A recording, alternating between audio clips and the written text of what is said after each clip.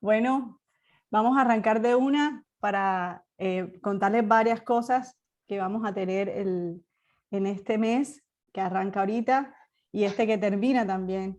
Bueno, primero que todo, darles la bienvenida y agradecerles mucho que estén con nosotros, acompañándonos en este nuevo webinar de la franja de B2B. Estamos súper contentos porque ha sido un éxito total. Hemos tenido mucha audiencia en cada uno. Estamos súper felices por eso. Hoy vamos a tener el webinar de, obviamente, el B2B al D2C, transformando la estrategia de Direct to Consumer con Juan Echeverry, nuestro Country Manager, y Augusto García, nuestro Account Executive. Ahorita les voy a dar paso para que se presenten. Bueno, la idea es, nada, los invitamos a que vayan consignando sus preguntas en el chat, en el Q&A. Al final tendremos una ronda para contestarlas. Y como parroquiales, por decirlo así, de lo que se viene, vamos a tener nuestro próximo webinar el 27 de abril sobre Master Data, qué es Master Data de Vitex, cuáles son los conceptos claves, los usos y las ventajas que tiene. Vamos a estar con Marco Biondi y con Eduardo Vázquez, nuestros Customer Excellence de Vitex. Y en mayo arrancamos calentando motores para Hot Sale con el webinar de Top Quick Wins, preparando tu tienda para un evento masivo. No se lo pueden perder. Entonces, nada, les doy la palabra y arrancamos este día muy entusiasmados con nuestra valiosa intervención de este gran Team Vitex. Bárbaro, gracias Cris. Empiezo, si quieren, presentándome yo súper breve y después le doy el pie a Aus. Yo soy Juan Echeverry, el nuevo Country Manager para Argentina, Uruguay, Paraguay y Bolivia para Vitex. También soy docente de la maestría de la UBA de todo lo que es marketing digital y negocios por internet y miembro de la CASE y de la Cámara de Comercio Argentina, participando en distintas comisiones, así que un apasionado del tema y siempre feliz de poder sumar algo a nivel de transferencia de conocimiento, compartir y construir juntos a nivel de industria. Ahí, Agus, no sé si te querés presentar. Dale, dale. Bueno, gracias Cris y Juan. Extiendo un poco el agradecimiento a todos, o sea, soy Augusto García Muxi, estoy como Account Executive bastante fresco dentro de Vitex, o sea, hace muy poquito, vengo de haber trabajado en el equipo de desarrollo de negocios. Estoy hace un año en Vitex, bueno, con Juan y con Cris, enfocándonos mucho en lo que tiene que ver con las verticales de fabricantes de consumo masivo y también ayudando a cómo aterrizar este tipo de iniciativas que, bueno, que sabemos que son tendencia hoy y bueno, la idea es un poco acompañarlos y poder darles por lo menos la visión que tenemos nosotros de varias reuniones que hemos tenido con muchos clientes y cómo ha crecido todo a nivel hoy el mercado, ¿no? Si quieren vamos arrancando, ¿les parece? Bien, bueno, vamos. Bueno, a ver, un poco para poner un paneo general y orientar la agenda, o sea, en principio vamos a hablar de tendencias a alto nivel, en lo que tiene que ver con comercio digital y tendencias luego de la pandemia. Vamos a hablar de específicamente información que tenemos acerca de cómo es que puede crecer este D2C o cómo esa estrategia, yendo un poco para atrás, o sea, D2C sería poder hacer una estrategia en la que los fabricantes o los distribuidores puedan llegar directamente al consumidor y tener una venta directa por ese canal, que es un canal que usualmente no es el canal principal para ellos para comercializar. Entonces, lo que vamos a buscar es también mostrarles una matriz bastante interesante que hemos podido desarrollar, en la que pueden empezar a validar y vislumbrar lo que son diferentes estrategias de roadmap digital, y después ya nos metemos de lleno en lo que tiene que ver con quick wins y bueno, casos de uso puntuales de clientes en los que hemos podido ayudar y colaborar en esta estrategia de Direct to Consumer. Esto tiene que ver más con algo que es una frase bastante interesante pensando en lo que tuvo que ver la pandemia y cómo transformó mucho, tanto a nivel tecnológico como a nivel comportamiento organizacional y de consumidor, ¿no? O sea, hoy nos encontramos que después de la pandemia, esta crisis y esta oportunidad que nos generó el aislamiento en muchas empresas hizo que se frenen y se tengan que cambiar completamente los modelos y las formas en que se están llegando a los clientes. O sea, no solo colaboró muchísimo en lo que tiene que ver con la parte tecnológica, o sea, pudiendo marcar estándares en cómo se manejan hoy las interacciones, sino también el comportamiento del consumidor, ¿sí? O sea, yo hablando desde el lado del millennial, he visto mucho ese cambio, ese grado de adopción de la tecnología en muchas generaciones, y la verdad que revolucionó no solo las diferentes industrias de diferente manera, sino también los modelos de negocio, ¿sí? La idea es un poco pensar en qué pasó con el retail también, o sea, más allá de que estamos orientando esta charla más a los fabricantes, o sea, hoy nos encontramos con comercios que se encontraron teniendo que repensar el rol de la tienda física y cómo pueden cubrir esas demandas de los clientes trabajando siempre en un contexto de esta mentalidad de comercio colaborativo, ¿sí? Primero, bueno, vamos a pasar un poco a lo que tiene que ver con un poco de contexto, perdón, se me fue, ahí estamos, un poco de contexto a nivel Latinoamérica, ¿sí? Entiendo que la gran mayoría, vi que hay gente de Bolivia, hay gente de Argentina, de México, de todos lados, entonces vamos a abarcar todo lo que podamos para que entiendan dónde estamos parados hoy, por lo menos de lo que hemos visto en diferentes consultoras con las que hemos hablado. Hoy, puntualmente, a través de este análisis de eMarketer, vamos a ver que claramente el 2020 fue un año que golpeó el retail, pero también se conoció como el año en que la región, en que Latinoamérica se convirtió en el mercado de más rápido crecimiento en retail commerce. O sea, superando un 60% el crecimiento de ventas, realmente algo que cuando se veía en perspectiva, hoy se ve con lo que llamamos el diario del lunes, lo que se veía en 2019, cambió completamente la proyección que se estaba pensando. Esa proyección de conseguir los 150 billones como zanahoria en 2025 más adelante, terminó siendo algo que hoy está proyectado para el año que viene únicamente. Estamos viendo que el share de e-commerce en los negocios empieza a llegar a los 2 dígitos mucho antes de lo que pensaban, o sea, estábamos en un dígito bajo y ahora de repente estamos empezando como a explotar toda esa parte.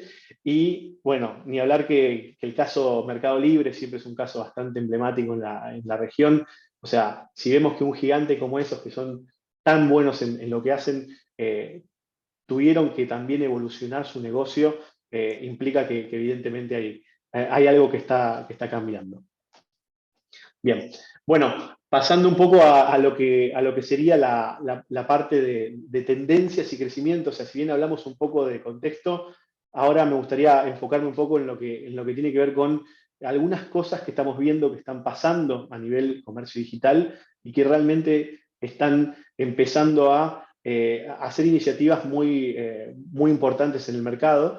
Siempre vamos a tratar de aterrizarlo en lo que tiene que ver con la estrategia direct to consumer, ¿sí? O sea, para no perder un poco el hilo de lo que venimos hablando, pero bueno, voy a hablar un poco a alto nivel de algunas iniciativas y después hacemos un doble clic.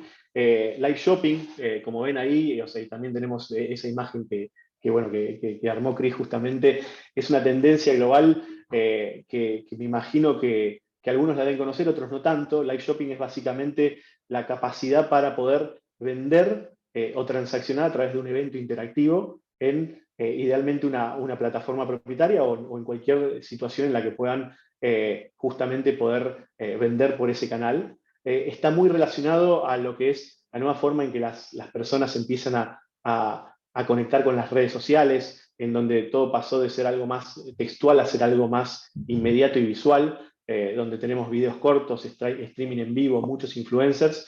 La idea es poder utilizar el motor y el poder de ese cambio de comportamiento para poder transaccionar y generar también una imagen de marca desde otra visión.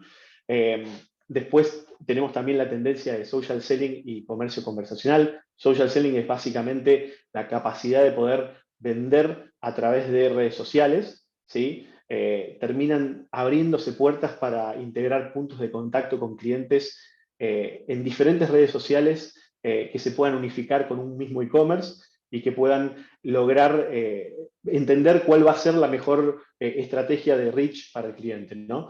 Y después, a nivel comercio conversacional, eso sería prácticamente, digamos, muy relacionado al social selling, es la posibilidad de poder vender a través de herramientas de mensajería, pero de una manera autogestionada, ¿sí? O sea, la posibilidad de poder tener ciertos motores de inteligencia artificial o de análisis predictivo para poder responder y hacer una una compra autogestionada a través de una conversación sin que se resulte que se hable como con un robot, ¿no? O sea, es el gran desafío que tenemos en lo que es esa automatización. Después, bueno, obviamente tenemos los last milers, todos los nuevos players, marketplaces que están empezando bueno, ya están empezando, no, ya están teniendo mucho peso en lo que es las promesas de envío rápido, ¿sí? Como puede ser Pedido Ya o Rappi. Vemos que también están cambiando el comportamiento a nivel, la inmediatez en que se busca un producto. Ya no están pensando en comprar algo para que nos llegue dentro de 5 días, sino que se está buscando poder cubrir un fulfillment en muchos casos hasta en 1 hora, ¿sí? Dependiendo del tipo de producto. Entonces, son muchas cosas que están cambiando cómo estamos viendo ese overview general del comercio digital. También tenemos lo que tiene que ver con la parte de marketplaces, o sea, hoy se destacan ecosistemas colaborativos donde entran en juego modalidades de marketplace que no solamente están necesariamente cerradas en un canal minorista, sino que también se han armado ecosistemas, como puede ser el caso de compre ahora de Unilever, en donde se generan marketplaces B2B, ¿sí? O sea, espacios o one-stop shops para que un ecosistema de vendedores mayoristas puedan colaborar entre ellos y poder vender y comprar según los productos complementarios. Entran los distribuidores, entran un montón de players en ese caso. Después también tenemos el modelo cross-border, que sería el modelo de venta a través de las fronteras, o sea, venta internacional. La realidad es que eso es algo que se está viniendo sin necesidad de tener quizás una comercial o un representante específicamente en otro país, la posibilidad de poder manejarlo y gestionarlo desde un mismo país. Y bueno, y finalmente, digamos, también a alto nivel, respecto a lo que tiene que ver con los motores de búsqueda, Google medio que nos malacostumbró a que cuando nosotros buscamos siempre nos consigue los resultados más precisos, y lo que termina pasando es que muchas veces esos resultados nos malacostumbran justamente a que cuando queremos buscar no querramos ir a la segunda página, y eso se está empezando a trasladar a lo que son plataformas de e-commerce, en donde el motor de búsqueda pasa a ser no una caja negra que te da resultados relevantes según lo que vos estás buscando con criterios cerrados, sino que se pueden se pueden promocionar resultados según lo que esté buscando el consumidor, ¿sí? O sea, la posibilidad de utilizar también inteligencia artificial para poder mejorar los resultados y que sean bien resultados orientados al cliente, y no perder la fricción que pueda tener un cliente de ver un resultado que no es el resultado esperado. Bien, bueno, vamos a ir pasando a alto nivel algunas de las iniciativas más emblemáticas que están relacionadas con poder armar esta estrategia de Direct to Consumer.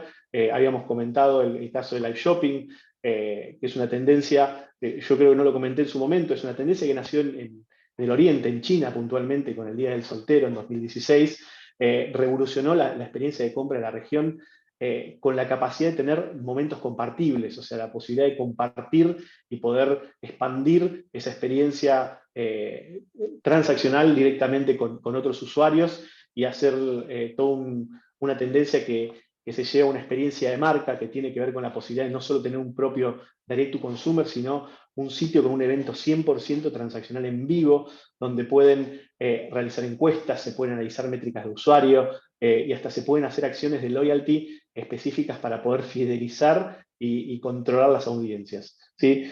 Al fin y al cabo, o sea, que se busca tratar de mejorar la conversión, o sea, cuántas personas interactúan con nuestro sitio o con nuestra herramienta o canal, por sobre cuántas personas compran concretamente, ¿no? Eso sería lo que estamos buscando acá. Por ejemplo, en un caso de Samsung, que es un caso de acá de Argentina, en Samsung estamos haciendo iniciativas en todos los países, y la verdad que, bueno, con muy buenos resultados, tanto para lo que es experiencia móvil como web. Después tenemos lo que tiene que ver con el comercio, el social commerce, ¿sí? O sea, nos ha pasado, y esto también creo que Juan también puede avalarlo, y capaz que después lo entra un poco en detalle, en muchas reuniones con fabricantes que hemos tenido de diferentes industrias, tenemos el caso de los equipos de e-commerce que trabajan en acciones donde hay campañas de difusión por alguna red social, pero que eventualmente termina siendo redirigida a un marketplace externo o a un e-retailer que funciona como un partner para que el cliente termine realizando la transacción. Lo que termina pasando muchas veces es que la forma de dar, o sea, si bien es un buen paso inicial para arrancar en el comercio digital, la información, el ownership del cliente, el ownership de la experiencia de usuario, se pierde completamente y no se tiene información de primera medida en lo que tiene que ver con los aspectos comportamentales. Entonces, eso, aparejado también con los márgenes que se tienen, obviamente, porque trabajar con marketplaces externos nos saca mucho de nuestro margen, son algunos de los desafíos que se empiezan a tener cuando empezamos a generar una mayor madurez a la hora de pensar en vender online, ¿sí? Este caso que ven acá es el caso de Casa de la Cerveza de Chile, es el grupo AB InBev, que es Quilmes acá en Argentina, en cada país tiene un nombre diferente, pero bueno, es una experiencia justamente de cómo pasar de un Instagram y de una venta a través del marketplace Instagram se redirige a lo que es una tienda online donde se transacciona, ¿no?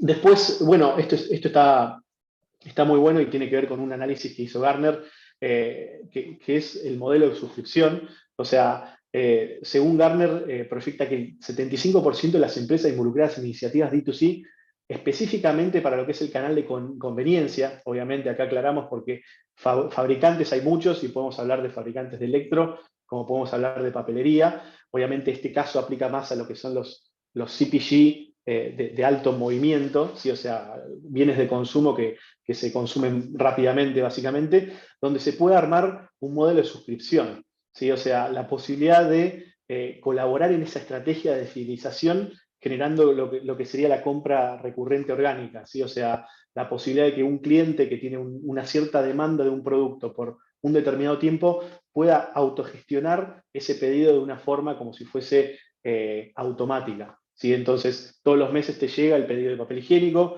así como todos los meses, no sé, en mi caso, por ejemplo, yo tengo un club de vinos y todos los meses me llegan vinos, ¿no? O sea, es otra categoría, pero bueno, aplica a lo que se está buscando, ¿no? Acá vemos un caso también de Puppies, que es una cadena de pet shops en Argentina que tiene habilitado eso para el alimento para perros, por ejemplo, que también es un caso muy, muy aplicable. Y bueno, y después vamos específicamente a lo que nos trae al webinar, si les parece, la posibilidad de aplicar esta estrategia de Direct to Consumer, ¿sí? Y cómo aplicarlo en varias industrias, ¿sí? O sea, pensando en que no hay industria que no pueda, aunque sea, evaluar a alto nivel cómo encarar ese roadmap. De hecho, nosotros usualmente cuando nos reunimos con determinados clientes, seguramente hay muchos testigos acá en la audiencia, tratamos de enfocarnos en un lado consultivo y entender cómo es que se imaginan ese roadmap y tratar de dar esas recomendaciones que sirven para pensar en qué se está buscando, ¿sí? O sea, qué es lo que quieren hacer y capaz por qué puede ser una buena estrategia para empezar a aterrizarla mucho más, ¿sí? O sea, la idea es buscar entender un canal que es un canal que claramente no es un canal natural y orgánico en el cual la empresa ha crecido, pero que hoy se encuentra como una necesidad o un canal que realmente vale la pena empezar a involucrar, ¿sí? Aunque sea a evaluarlo a alto nivel, es como lo que importa. Entonces, y acá, bueno, ya le paso el pie a Juan para que complemente, digamos, de su lado, pero lo que nos ha pasado en estas reuniones que hemos tenido con diferentes empresas fabricantes, distribuidores, ¿sí? Es que obviamente hay distintos modelos, ¿no? Pero después de tener la posibilidad de tener estas reuniones, estos workshops, estos assessments, nos encontramos con estos 4 desafíos que son los 4 desafíos más a alto nivel importantes que estamos viendo en empresas fabricantes. Algunos pueden identificarse, otros no tanto, pero el concepto es bastante similar en todos. Primero, y el más principal, es cómo empiezo, ¿sí? O sea, yo no crecí, no respiro retail, ¿no? O sea, cómo me meto en un mundo en el cual hay un montón de especialistas y hay un montón de empresas que ya lo manejan, ¿no? O cómo llegar a ese cliente final, y esto también nos pasa muchísimo, sin generar conflictos en la cadena de valor.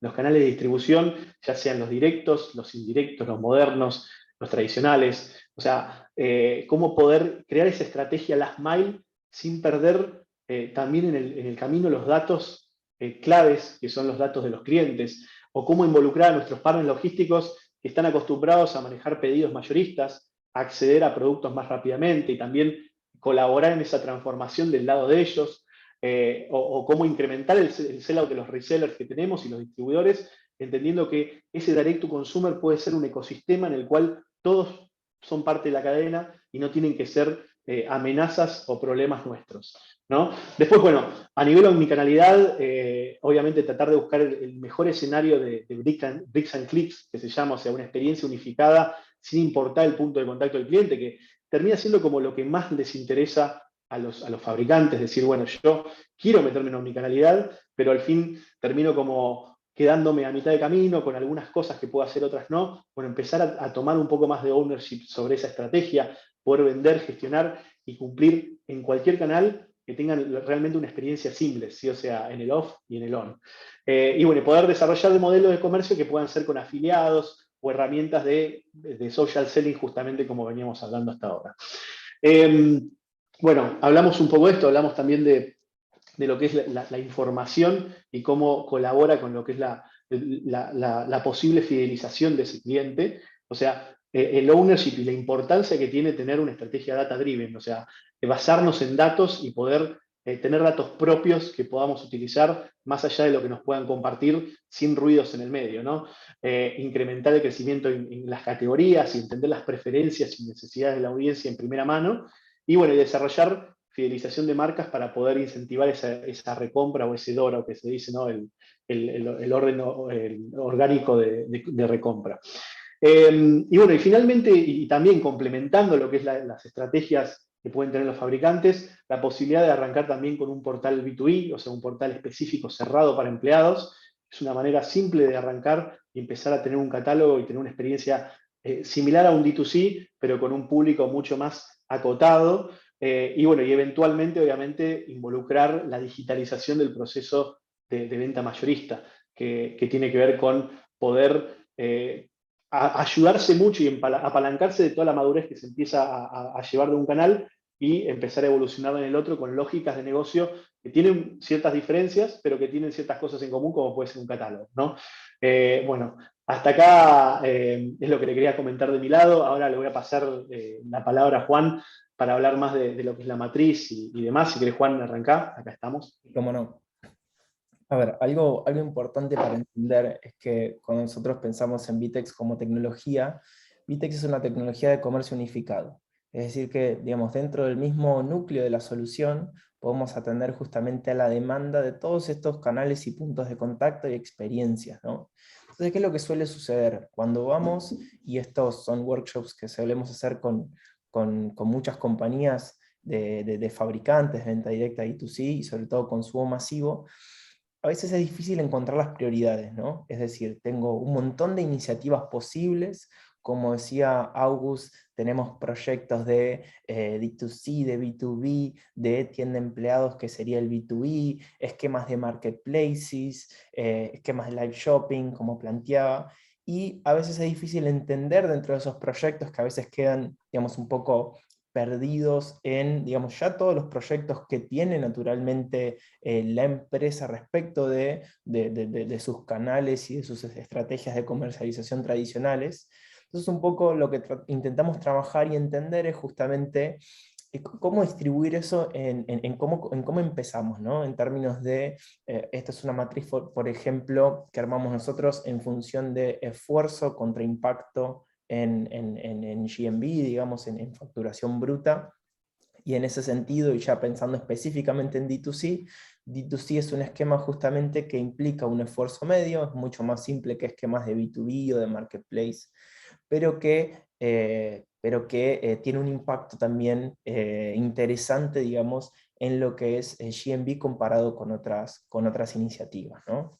Y también lo podemos medir de otra forma, que sería en términos de inversión, y en ese sentido también, digamos, requiere una inversión media pensando en qué, ¿no? Que los principales puntos acá van a estar dados en términos de inversiones en el armado del equipo, que acá, digamos, ahí también va a depender un poco del esquema que se elija, si se va a través de un full commerce o a través de un distribuidor o con equipo propio, y de todo lo que es el armado relacionado a lo que es operaciones y logística, que es algo que cambia radicalmente en una empresa que está acostumbrada justamente a un esquema de B2B, un esquema de venta empresa. Entonces tienen que empezar a lidiar con la lógica de atención al cliente, de procesamiento de lo que es las facturas uno a uno, de la gestión del volumen que conlleva justamente la venta a consumidor final, ¿no?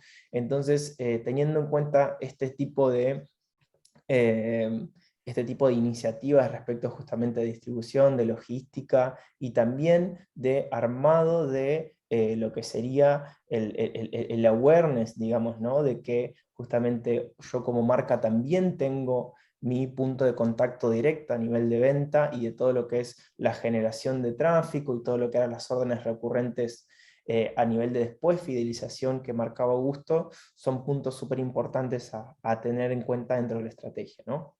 Pero entonces, si seguimos adelante, un poco lo que tratamos de entender es, ok, ¿cuál es el beneficio específicamente del D2C? ¿No? ¿Por qué una empresa lo haría?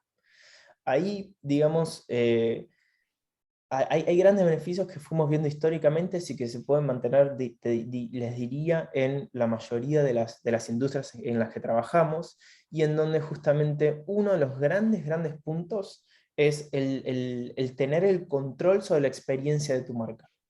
Entonces, eso es un punto fundamental cuando estamos justamente trabajando en esa construcción de marca, y en donde muchas veces el delegar la experiencia de compra en un tercero, en un retail, es justamente también ceder en parte esa experiencia que uno está dando. Y a veces en donde nosotros queremos dar como un diferencial respecto de nuestra experiencia y queremos también, digamos, trasladar eso a, a básicamente un canal en donde nosotros podamos controlar y que es justamente lo que permite ese esquema de D2C.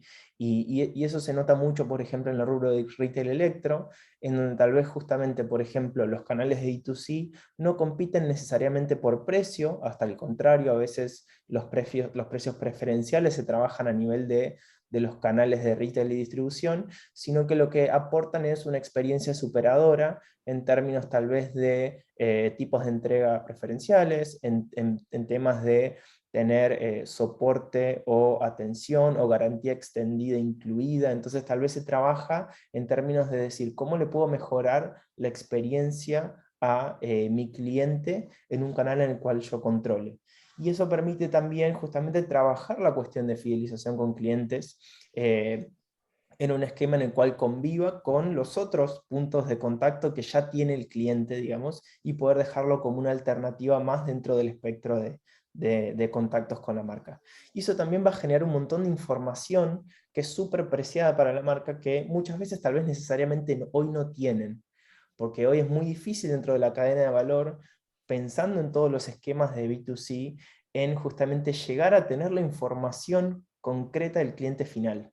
Entonces es algo que generalmente en la cadena se termina perdiendo, y es algo que justamente se revaloriza. Y en donde esa información y esos insights y esos datos, uno después puede luego transpolarlos al resto de los canales en donde sigue trabajando. Entonces tal vez en porcentaje de la venta necesariamente no sean valores tan altos D2C, pero tiene un valor estratégico fundamental, que es justamente permitir generar insights a partir de tener el flujo completo de compra, justamente desde la generación del producto hasta la venta y todo el proceso de postventa, ¿no? Y digamos también justamente uno empieza a tener un control mucho más fino con el tema de comercialización, ¿no? Desde productos premium, lanzamientos, promociones especiales, e inclusive, digamos, trabajar esquemas en donde también puedo a nivel de tecnología trabajar sobre cuál es la experiencia, por ejemplo, con esquemas de IoT. Y un poco los beneficios son claros, digamos, en el sentido de que, además de que justamente los márgenes son mejores en términos de la venta, eso también permite justamente todos los esquemas de fidelización, de personalización y de dar una experiencia única al cliente, ¿no? Si podemos avanzar. Y entonces ahora vamos a pasar a algunos casos de éxito pensando en, bueno, en distintas industrias, cómo se fue dando, cuál es la experiencia de empresas que ya lo hicieron y un poco cuáles son también los aprendizajes, ¿no? Un caso, digamos, muy fuerte que tenemos hoy a nivel de Vitex para consumo masivo es la tienda oficial de Coca-Cola en Chile, que de hecho hoy es la tienda de D2C más grande de Coca-Cola a nivel mundial en términos de volumen, y en donde justamente parte de un contexto particular, ¿no? Porque en Chile el consumo de Coca-Cola per cápita es uno de los más altos del mundo, ¿no? Entonces tiene una presencia de marca muy fuerte y justamente ellos querían capitalizar sobre eso, en ellos poder gestionar la propia experiencia de sus clientes en este canal directo, y vieron crecimientos enormes en facturación, y obviamente la pandemia ayudó a acelerar eso, y uno de los grandes beneficios que planteaba justamente el equipo de Coca-Cola era la capacidad de gestionar volúmenes de operaciones grandes con equipos chicos, ¿no? Que eso también es una ventaja intrínseca de la plataforma, en el sentido de que hay mucho de la plataforma que ya está disponible out of the box, y en donde justamente la aceleración es alta, y en donde ellos también trabajaban muy fuerte el tema de todo lo que era suscripciones. Digamos, no todo lo que era la recurrencia de compra es algo muy fuerte en lo que ellos hicieron hincapié a lo largo de todo el proceso. Entonces siempre se trabajaba un crecimiento incremental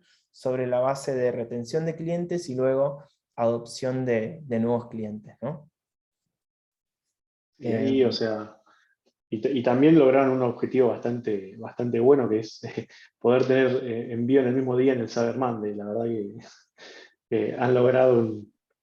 Sí, Eso es uno de los grandes desafíos que cuesta mucho sortear, y que en donde también se trabajó mucho, porque un poco el fuerte que ellos tenían dentro de Coca-Cola era la distribución. Entonces ahí pueden capitalizar, digamos, esquemas de dar un buen servicio en términos de entrega, trabajando la distribución propia, ¿no? Pensemos entonces, ahora ya pasando a todo lo que sería el rubro de electronics. Acá tenemos muchísimos casos, pero un caso de Samsung creo que es el caso emblema, tal vez si pensamos en lo que mencionábamos antes como omnicanalidad, ¿no? De decir, comienzo a digitalizar toda mi experiencia como marca al margen de cuál es el punto del contacto. Entonces, si bien trabajo obviamente con todo mi esquema de retails, e-retails y distribuidores tradicionales, también comienzo a desarrollar y ellos desarrollan muy fuerte el direct to consumer, la venta a través de marketplaces, todo lo que era el B2B, digamos, con un esquema muy fuerte digamos, de tanto Friends and Family como esquemas para empresas de venta en sitio cerrado, con distintas dinámicas, estrategias y propósito para cada uno de los canales, pero todo unificado justamente sobre esta plataforma, permitiendo justamente velocidad y escalar de una forma mucho más ordenada, ¿no? Ellos justamente trabajan con nosotros en más de 6 países, y lograron justamente en el plazo de un año plantear todos los esquemas que nosotros que les estaba mencionando, ¿no? Tanto los esquemas de expansión regional, que también eso es una enorme ventaja, porque justamente ahí se empieza a asociar también con los esquemas de internacionalización, que pueden o no ser cross-border, según cómo se gestione la logística, pero también en los distintos justamente canales o puntos de contacto con los clientes, ¿no? Y esto ya se hizo justamente con un framework en donde ellos lo que planteaban era que, si bien ellos manejaban toda la experiencia del cliente, eran sus distribuidores, sus principales distribuidores, quienes hacían justamente la parte de la logística y la entrega, ¿no? Entonces, de esa manera podían generar un esquema coordinado en donde, en vez de que los distribuidores vieran al canal D2C como un problema o un competidor, vamos a decir, en realidad lo veían más como un servicio agregado, en donde se genera una venta incremental, digamos, pasiva, justamente, en donde ellos lo único que sucediera era recibían el pedido y tenían que que entregarla, ¿no? Entonces también la digitalización permite ese tipo de experiencias que son justamente muy simbióticas entre las distintas partes de la cadena de valor. KitchenAid es otro caso también. Ahí en Appliances trabajamos muchísimo todo lo que es el D2C, y hay un esquema. Hace poco me dijeron algo muy interesante, que es respecto del D2C, es que ya nos ganamos el derecho a existir, decían, ¿no? Como que antes había un conflicto del tema de que había un miedo de decir, bueno, vamos por el D2C, y hoy ya es una realidad que cruza todas las industrias, y que a algunos les puede gustar más o menos, algunos saben mejor o peor cómo trabajar, digamos, de manera simbiótica respecto de los principales canales de venta, pero que en general, digamos, es algo que es una tendencia que llegó para quedarse y que se va a terminar expandiendo, justamente por los beneficios que planteábamos antes, ¿no? Entonces ahí también, digamos, se hizo mucho foco respecto de KitchenAid, de todo lo que era la experiencia del usuario en la tienda, a nivel de generación de contenido, a nivel de cómo se quería que fuera justamente esa experiencia de compra, sumado a los valores o a los diferenciales que ellos gestionaban como marca. También trabajaron mucho el tema de social selling, como mencionábamos, en donde justamente la propia fuerza de venta de KitchenAid podía justamente también generar esa venta a través del canal que quisiera el cliente, no solamente a través del sitio web, y de esa manera justamente acortaba muchísimo el journey del cliente, y podía armarle básicamente un carrito cerrado en donde lo único que tuviera que hacer fuera pagar y asistirlo, digamos, en todo el proceso previo de navegación del sitio. Y ellos vieron justamente en función de eso, que lo hizo su equipo de televentas, un crecimiento de más o menos un 50% en facturación con esa funcionalidad, para lo cual para ellos fue un caso de éxito enorme, y sobre todo el crecimiento mundial, no solo en volumen de facturación, que es algo, digamos, tal vez fácil de ver, sino también en ganancia neta, digamos, ¿no? Que eso también justamente son esquemas o canales que son extremadamente rentables. Y después, como último ejemplo, creo, no se nos queda Sí. una más, el caso de Soft también, digamos, pensando en consumo masivo, en todo lo que es cuidado personal y papelería.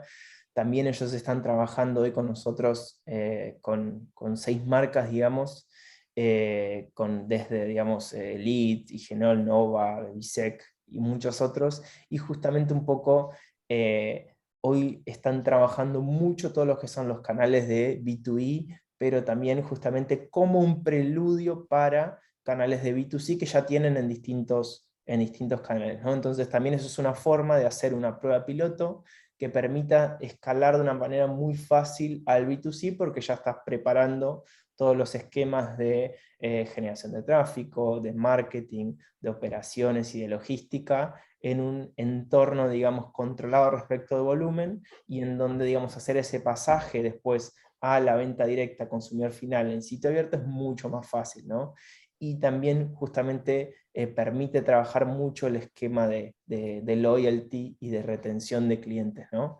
Entonces, bueno, ellos vieron, digamos, por ejemplo, un crecimiento de 15% en lo que era su volumen de facturación, y en donde un poco el gran insight, digamos, para Softis, y sobre todo respecto de otras tecnologías, era el poder justamente hacer esquemas que fueran tanto rápidos como eficientes en términos de equipo, ¿no? Entonces, poder, digamos, sobre todo esquemas de industrias tradicionales que tal vez necesitan acelerar muy rápido, como veíamos en el primer slide de todos, ¿no?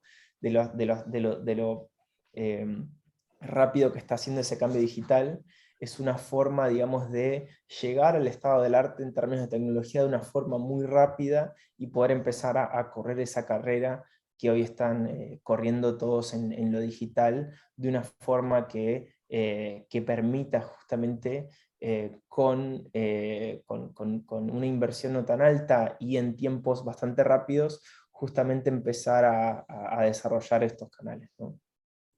Sí, el nivel de conveniencia también, o sea, la parte que, bueno, ya la hablamos un poco antes, pero el modelo de suscripción, que para en uno de los países significó un 30% del volumen que tienen en el D2C, o sea, hablando justamente de esa capacidad de facilidad de ciertos pedidos que tiene que ver con el tipo de modelo de negocio, ¿no? Totalmente, totalmente. Ujú. Así Bien. que bueno, si quieren podemos pasar a las preguntas. Acá ya estoy viendo algunas. Si querés yo empiezo disparando y después acotá lo que quieras. Ujú. Acá Isabel preguntaba qué solución ofrece Vitex en términos logísticos. Es decir, si la compañía no tiene desarrollado este capability, ¿ofrece alguna solución en términos de un aliado para picking, packing, warehousing y last mile? Excelente pregunta. Primero, Vitex tiene, digamos, un motor de logística que un poco lo que hace es gestionar, digamos, el stock, el punto, digamos, de warehousing y todo lo que sería los tiempos de envío, el SLA de envío, dentro de la experiencia digital del usuario, ¿no? Ese es el primer punto. Y luego lo que se hace, hay distintos caminos. También Vitex tiene una solución que se llama PickPack, que es una solución nativa de preparación de pedidos que justamente permite todos estos esquemas, integrada luego a distintas soluciones, ¿no? Y ahí es donde empieza a abrirse el abanico. Tenemos desde integraciones nativas con logísticas en distintos países, o inclusive con multioperadores, como pueden ser Zipping o EnvíoPack, ¿no? Como también específicamente con empresas de logísticas, como pueden ser Andriani en Argentina, y en donde también se puede integrar directamente a través de APIs con esquemas de sistemas de warehousing propios, digamos, ¿no? Entonces, ahí tenemos en definitiva mucha flexibilidad para integrar todos los esquemas. Puede ser con un esquema de soluciones nativas propias y integraciones nativas que ya tenemos, es decir, que toda la capa de tecnología ya está resuelta, o digamos bien esquemas digamos, de proyectos ad hoc en donde se quiere integrar a una logística que ya existe, ¿no? Pero en definitiva, digamos, ofrecemos la capacidad de directa o indirectamente gestionar múltiples stocks, gestionar múltiples métodos de envío, y también gestionar condiciones comerciales específicas para logística, sea a niveles promocionales u operativos. A ver, otra consulta. Acá preguntaban, desde nuestra plataforma físico-digital Minigo en Argentina, venimos trabajando en el B2C desde hace un año. El principal problema para los fabricantes es transformar su estructura contable B2B a una facturación directa al consumidor final. Tiene que haber un cambio en la forma de pensar el negocio y la voluntad de invertir por parte de la dirección de la empresa para habilitar un B2C en paralelo al B2B. Sí, ahí, a ver, Eduardo, coincido. Creo que es fundamental, pero también es algo que cuando vos haces análisis a nivel de negocios, también es una respuesta relativamente fácil en el sentido de que es una forma de venta, un canal comparativamente tanto más rentable, que en realidad las inversiones que vos tenés que hacer para empezar, digamos, se repagan muy fácilmente, para lo cual es cierto que hay un desafío, pero también hay soluciones hoy que lo resuelven. Yo creo que hay muchas empresas que se complican de sobremanera. Por ejemplo, nosotros tenemos una integración nativa con Facturante, y muchas veces lo que se puede trabajar justamente es un esquema de integración entre Facturante, el ERP y Vitex, en donde digamos, la única conexión digamos, a desarrollar, y que son proyectos extremadamente cortos, se pueden trabajar digamos, justamente en ese esquema y ya tener toda la solución de factura digital a consumidor final en un esquema digamos, que es muy simple de armar, ¿no? Pero bueno, pero sí es parte de lo que nosotros planteábamos como los desafíos o las complejidades de traducir, digamos, un esquema en donde estoy acostumbrado a manejar pallets, en donde estoy acostumbrado a manejar pocos clientes, a un esquema masivo, donde empiezo a necesitar tecnología, digitalización, en donde empiezo a trabajar justamente volúmenes en donde necesito eficiencia operacional y un montón de cosas, que después te trasladan a todos los aspectos. Aspectos de atención al cliente, aspectos de marketing, aspectos de operaciones, aspectos de logística, etcétera, ¿no? Y también facturación, obviamente, que es uno de los puntos dentro de la parte del proceso operacional, ¿no?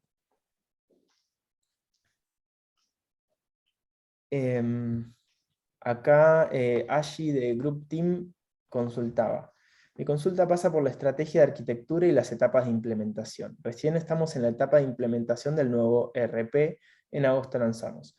¿Nos conviene implementar Vitex inmediatamente? ¿O primero metemos un buen WMS y un CRM con esos 3 grandes softwares andando, metemos Vitex Headless? Nosotros estamos implementando Softland, tiene algún CRM que nos recomiendan para conectar con Vitex y el ERP. Bien, buen punto. Sí es importante tener un ERP, digamos, como primer gran paso en la digitalización. Si bien hemos tenido esquemas que tal vez empezaban a través de la solución de digital, creo que es un buen primer paso tener un ERP. Dentro de eso siempre propongo trabajar con esquemas justamente que sean agile y que no se piensen en procesos enormes de proyectos de muchos meses o un año, porque justamente ahí es donde uno se va descalzando en términos no solo de tecnología, sino de negocios, justamente contra el mercado y la competencia, ¿no? Entonces siempre soy un promotor de los MVPs y desarrollar sobre eso, aplíquese tanto para el ERP como para el resto de las soluciones. Para todo lo demás, mucho de lo que estás planteando, WMS, CRM y Vitex como commerce, hoy hay soluciones SaaS en donde justamente te permite acelerar de una forma mucho más rápido. Entonces, el WMS, que hay hoy soluciones de mercado integradas, como podría mencionar un Yanis, es algo que se puede adosar directamente, o CRM mismo, como por ejemplo WowApp. Son soluciones en donde se puede hacer un proyecto que aborde en paralelo las 3 soluciones, en donde vas a estar en un proyecto de implementación de 3-4 meses, en simultáneo resolviendo tu capa de commerce, tu capa de WMS y tu capa de CRM. Dentro de eso, si tuviera que ser binario y decir tenés que priorizar un tema, te diría que lo primero después del RP viene la capa de commerce, después el WMS y después el CRM. Si bien el CRM es súper importante, muchas de las soluciones, y digamos, Vitex tiene una capa en donde te permite gestionar clientes sin tal vez tener la inteligencia propia de un CRM. Entonces va a depender mucho más del volumen con el que crezcas en términos de cantidad de clientes activos y fidelización respecto de cuán vital va a ser ese CRM para la gestión operativa, ¿no? No sé ahí si logré contestar a la pregunta, sino con gusto sigo desarrollando. Con este motor de Vitex más el PickPack, ¿puedo saltearme el WMS? Sí. En realidad va a ser una capa mínima que va a ser insalteable, que es la digitalización del stock. O sea, el tener el stock en línea. Esa capa va por encima de PickPack, pero es muy pequeña a nivel de todo el proyecto en general. Pero después, con Vitex más la solución de PickPack, más una integración con digamos, con ya sea un multicarrier, ejemplo Zipin, o una logística, es posible justamente resolver toda la capa, y si le sumas facturante, por ejemplo, ahí ya tenés resuelto toda la capa de facturación, operaciones, y seguimiento del pedido dentro de la orden digital. Sí, son alternativas que justamente atienden a responder esa dinámica, ¿no? Ahí lo único que tendrías que hacer es digitalizar el stock.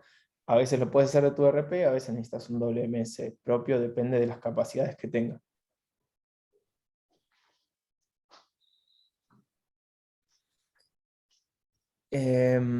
Acá pregunta María Olivares si tenemos un esquema de logística para alimentos. Sí, de hecho nosotros con alimentos trabajamos un montón, desde marcas de consumo masivo como Mondelez, Nestlé, hasta todo lo que sería supermercadismo. Nosotros tenemos clientes en toda Latinoamérica, desde Grupo Éxito, Carrefour, Walmart, Día, para lo cual estamos muy acostumbrados a trabajar justamente con todos esos esquemas. Ahí la clave suele ser principalmente, digamos, poder tener separado el inventariado por distintos puntos de almacenamiento, sea que se entregue desde las tiendas o desde dark stores o desde los centros de distribución, y eso cruzado con la geolocalización de los usuarios para poder buscar la respuesta, digamos, el camino logístico más eficiente, ¿no? Que tenga menor tiempo de entrega y menor distancia para hacerlo.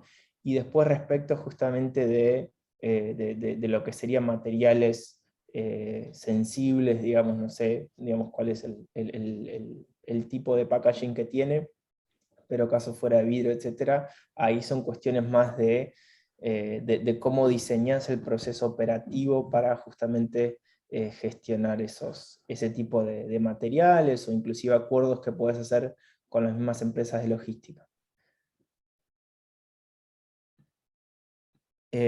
Acá Agustín Likov, perdón, vos, Agus, acotá, yo estoy en modo respuesta. El proveedor de Marketplace, ¿cómo factura sobre el pedido del cliente? ¿Puedo obtener una ganancia, es decir, un valor diferente del que el proveedor ofrece sin problemas? Sí, pero la idea justamente del esquema es que sea transparente para el usuario final, digamos, ¿no? Para lo cual, creo que estabas pensando en el esquema que dijimos, por ejemplo, de Samsung, ¿no? Que es el distribuidor el que envía y entrega. Generalmente, técnicamente se permiten todos los esquemas, que facture el D2C, el fabricante, que es las menos de las veces, porque es un tema que se quiere desligar. Generalmente quien se encarga del esquema de facturación, de preparación del pedido, de facturación y entrega, es el propio distribuidor, pero digamos justamente el precio final que le muestra al usuario, al consumidor final, en el sitio, es un precio que fue previamente acordado entre las partes, digo, distribuidor y fabricantes. Hay esquemas en donde sí se le da la libertad, tenemos tipos de arquitecturas, para que el propio distribuidor sea quien defina el precio, ¿no? Entonces ahí también son esquemas que se pueden trabajar, siempre todo parte de una necesidad de negocios, ¿no? Es decir, quiero como marca darle libertad a mis distribuidores para que definan las variables de precios y promociones, o es algo que quiero gestionar yo y unificarlo de cara al cliente, ¿no? Técnicamente Vitex permite ambas, después dependiendo de la estrategia de cada marca, se va hacia un camino o no, pero en ese esquema obviamente la idea es que el distribuidor también tenga una ganancia por esa venta, ¿no? Como parte del valor ofrecido. Acá Isabel consulta, ¿cuál es el impacto que ven ustedes en comenzar con un B2B y cuándo consideran que es el momento para pasar a D2C? A ver, el impacto, digamos, la gran ventaja para mí del B2B son dos cuestiones. Primero, el tema de la fidelización en un entorno controlado, digamos. Pero sobre todo es un esquema en donde ya empezás a digitalizar todo tu esquema de cara a un consumidor final. Es decir, empezás a gestionar tu propio catálogo digital, si es que antes no lo hacías. Empezás a gestionar stock. Empezás a integrar justamente con el ERP. Empezás a acomodar tus procesos para tener una atención al cliente, una facturación, una entrega uno a uno, ¿no? Pero lo haces a una escala que es pequeña, ¿no? Entonces, ¿cuál generalmente es la condición de un B2C? Es de un B2B, perdón. una tienda de empleados es que son tiendas cerradas o semicerradas, donde solo puedes entrar, digamos, cuando te dan acceso o cuando alguien te invita al sitio, y en donde justamente hay esquemas promocionales o de fidelización muy agresivos. Entonces, ese esquema justamente lo que te permite es probar en un esquema cerrado todas esas capas que necesitas para el distribuidor final, y luego, para pasar al D2C es un paso más bien corto. ¿Por qué? Porque vos ya tenés el front-end, que la experiencia de usuario es más o menos similar, salvando alguna condición específica que necesites para el B2C. Entonces ya tenés eso y ya tenés todo lo que es operaciones y logísticas preparado. Entonces lo único que haces es básicamente duplicar o abrir el sitio, después ahí queda en cada uno si lo unifica como experiencia o si genera dos sitios diferentes, pero ya tenés buena parte de la estructura a nivel de UX y de tecnología armada, y después trabajar más en la capa de marketing justamente para así empezar a tener todos los desafíos de generar tráfico, de generar awareness y de empezar a competir contra el resto de las soluciones, digamos que de las ofertas que se tienen a nivel de esa industria, ¿no? Pero es un paso más bien natural porque básicamente solo abrís el sitio y empezás a invertir en marketing, y lo que se va a hacer es para atrás escalar tu capacidad operativa de responder a un consumidor final.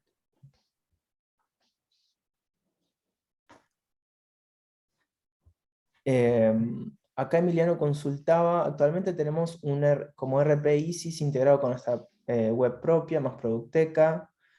Nos dedicamos a la venta de indumentaria, la web propia tiene 5 años, es un poco obsoleta. Nos gustaría trabajar con Vitex, qué manera se puede integrar API contra nuestro RP. Por otro lado, desde 2019 vendemos B2C y B2B en la misma web, pero no está ordenado al 100% el tema de facturación. Por eso llevamos una plataforma que nos ayuda a acomodar esto en un futuro cercano. Bueno, era un montón. Creo que el primer paso es, lo tienen a August, tienen su mail, ahí poné el próximo slide, ahí me pueden contactar directamente y podemos trabajar justamente en ayudarlos en ese sentido desde ya. Sí, generalmente, digamos, Vitex tiene sus APIs abiertas, así que es muy fácil justamente integrar distintas soluciones. También tenemos un ecosistema enorme de partners súper capacitados justamente en todas esas integraciones y dando distintas soluciones, desde full commerce, creo que vi por ahí a gente de BrandLive, hasta soluciones de tecnología o de marketing, para lo cual el ecosistema está, la tecnología está, y sí es a través de APIs y abierta, digamos, ¿no? Es más que nada encarar el kickoff a nivel de proyecto y de necesidad de negocios.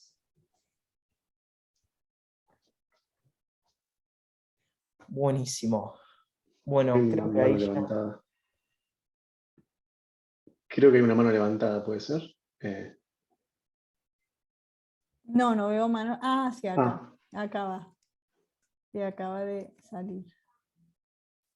Luis, ahí te abro el micrófono, Luis.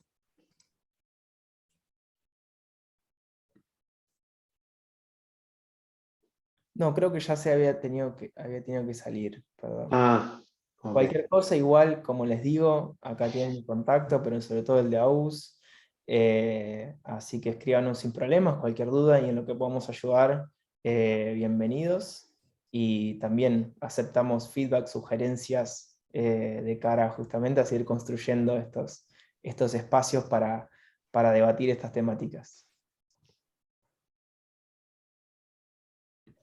Muchísimas gracias a todos por acompañarnos hoy. Estamos muy felices de haber tenido esta oportunidad. Los esperamos en las próximas.